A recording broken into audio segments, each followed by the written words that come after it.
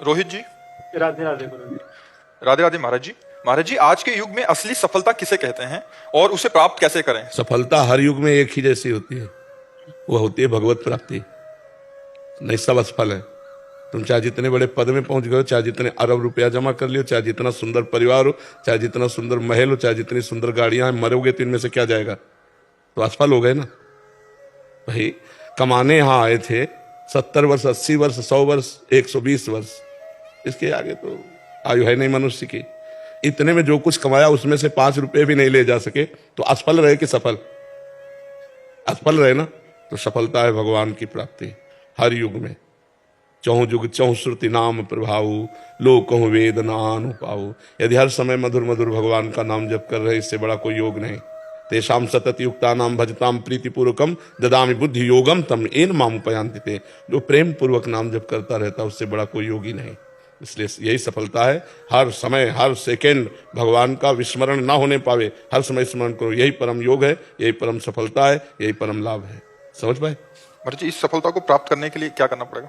भगवान से प्रार्थना करें। सबसे पहले साधु संगति, प्रथम भगति संतन कर संगा। सबसे पहली भक्ति भगवान के प्रेमी महात्माओं का, संतों प्रेमी महात्माओं का, प्रपंचियों का नहीं। प्रपंचियों को नहीं। अगर प्रपंचियों को तो वही प्रपंच भरा रहेगा, हंसी मजाक, ये रुपया पैसा लेन देन, वो सब प्रपंच है।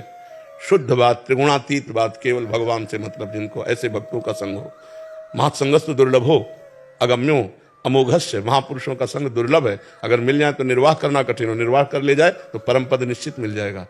तो भगवान से पहले प्रार्थना करे, प्रथम भगति संतन करे संगा, और दूसरी रति मम कथा प्रसंगा। दूसरी भगवान के चरित्रों का खूब स्वाध्याय करे, खूब श्रवण करे, खूब मनन करे। गुरुपद पंकज सेवा, तीसरी भक्ति अमान। श्री गुरुदेव भगवान के चरणों का आश्रय ले और मान रहित होकर गुरुदेव के चरणों की सेवा करे। चौथी भगत मम गुणगन करे कपट तज गान। चौथी भक्ति भगवान की लीला गुणों का कपट तज करके गान करे। कपट तज लीला गुण भगवान के गा रहे, रुपया चाह रहे। चौथी भगत मम गुण करे कपट तज गान। मंत्र जाप मम दृढ़ विश्वासा। पांचवी भक्ति है, मेरे मंत्र का निरंतर जाप हो और उसमें दृढ़ विश्वास हो। पंचम भजन सुवेद प्रकाशा। छठदम शील विरत बहु कर्मा, निरत निरंतर सज्जन धर्मा। छठवीं भक्ति है, शीलवान बने, सहनशील बने। चाहे जितना मान हो या अपमान हो, दुख हो या सुख हो, निंदा हो या स्तुति हो, समान भाव रहकर। छठदम शील, और बहुत से उन कर्मों का त्याग कर दे जो भक्ति विरोधी कर्म है। छठदम शील विरत बहु कर्मा, और निरत निरंतर सज्जन धर्मा। जो संत महापुरुषों ने धर्मशास्त्रों में क्रियाएं कही है, वही कर्म करना चाहिए, अन्यथा उन कर्मों का त्याग कर देना चाहिए जो भक्ति विरोधी कर्म है। बहुत प्रकार से जो प्रपंच में उलझा देते हैं, उन कर्मों का त्याग कर देना चाहिए। नहीं तो मंत्र जाप होगा ही नहीं, भजन होगा ही नहीं, इतना उलझा रहेगा कार्यों में। छठदम शील विरत बहु कर्मा, निरत निरंतर सज्जन धर्मा। सातों सब मोहिमय जग देखा, मोते अधिक संत कर लेखा। सातवीं भक्ति है, सारे संसार को भगवान का स्वरूप देखना और भगवान से भी अधिक बढ़कर संतों को मानना। सातों सब मोहिमय जग देखा, मोते अधिक संत कर लेखा। आठों जथा लाभ संतोषा, सपने नहीं देखे पर दोषा। आठवीं की ऐसी स्थिति बना ले कि जथा लाभ संतोष, सदा काहू सो कछु न चाहोगो। किसी से कोई मांग नहीं, जैसे हमें भगवान रख रहे हैं, बस उसी स्थिति में हम राजी रहेंगे। ज्यों ज्यों राखत हो त्यों त्यों रहियत हो हरि, जोई जोई प्यारो करे सोई मोहि भावे। ये स्थिति। आठों जथा लाभ संतोषा, सपने नहीं देखे पर दोषा। स्वप्न में भी किसी के दोष न देखे। नवम सरल सबसन छलहीना। नवमी भक्ति है, पूर्णता है नवमी भक्ति। नवम सरल सबसल छलहीना। सरल स्वभाव न मन को टिलाई, ये संतों का स्वभाव होता है। जो वाणी में वही हृदय में, वही क्रिया में, इसे ठीक आचरण कहते हैं। वाणी में कुछ है, मन में कुछ चल रहा है, क्रियाएं कुछ हो रहे हैं, ये कपटी पुरुष है। सरलता ये कि जो बोल रहा है वही आचरण कर रहा है, वही उसके मन में है।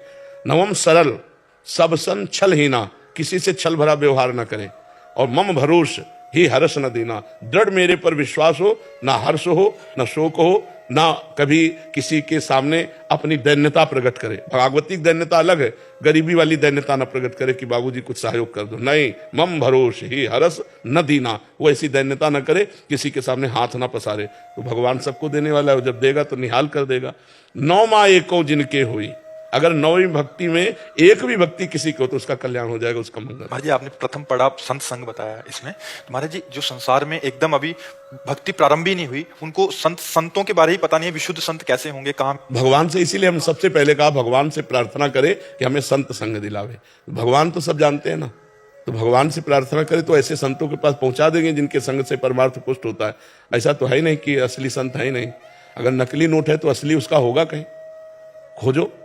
अगर नकली कोई वस्तु है तो असली तो होगी ही ना, उसको खोजो। जिन खोजा तिन पाइया, गहरे पानी पैठ।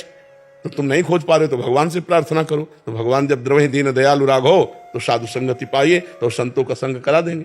और संत संग हो गया तो फिर नौ भक्ति आ जाएगी अपने आप। जी।